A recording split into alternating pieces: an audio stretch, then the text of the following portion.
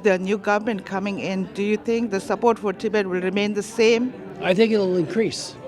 I think the new government coming in here under President Trump has taken the measure of Xi Jinping, the idea that we will impose sanctions and tariffs.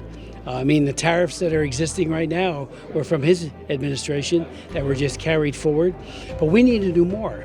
I've introduced a bill to deny most favored nation status, now referred to as permanent normal trade, PNTR, and to link it with conditionality on human rights, including the mistreatment of the Tibetans as well as the others, and to do an analysis.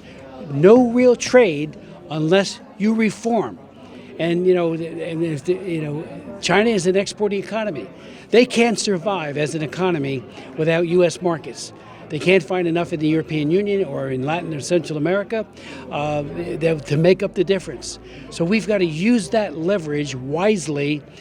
So I'm reintroducing that bill. We need to regain that leadership. Human rights are sacrosanct, and everybody deserves them. Like I said, the Chinese Communist Party is the worst violator of human rights on the face of the earth. And there are others that compete for that, like North Korea and Putin and others, but they are the worst.